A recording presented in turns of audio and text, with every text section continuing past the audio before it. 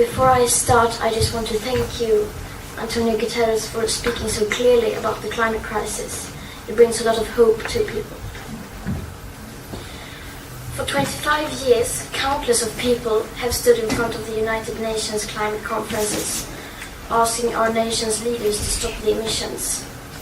But clearly, this has not worked, since the emissions just continue to rise. So I will not ask them anything.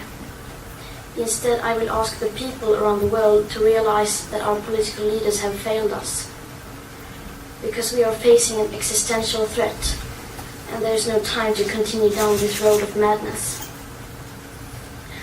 Rich countries like Sweden need to start reducing emissions by at least 15% every year to stay below a 2-degree warming target.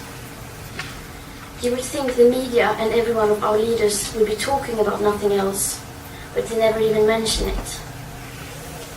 Nor does hardly anyone ever mention that we are in the midst of the 6th mass extinction, with up to 200 species going extinct every single day. Furthermore, does no one ever speak about the aspect of equity clearly stated in the Paris Agreement, which is absolutely necessary to make it work on a global scale. That means that rich countries, like mine, need to get down to zero emissions within 6 to 12 years with today's emission speed. Because how can we expect countries like India, Colombia or Nigeria to care about the climate crisis if we, who already have everything, don't care even a second about our actual commitments to the Paris Agreement? So when school started in August this year, I sat myself down on the ground outside the Swedish Parliament. I school strike for the climate. Some people say that I should be in school instead. Some people say that I should study to become a climate scientist so that I can solve the climate crisis. But the climate crisis has already been solved.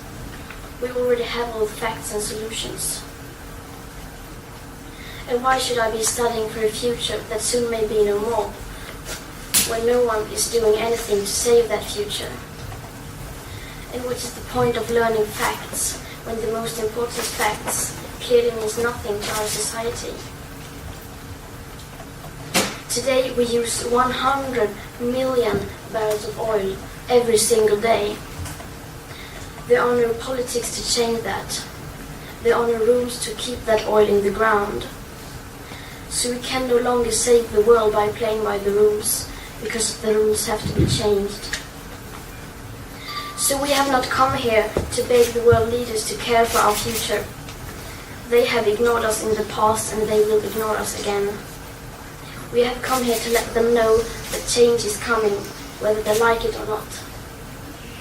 The people will rise to the challenge. And since our leaders are behaving like children, we will have to take the responsibility they should have taken long ago. Thank you.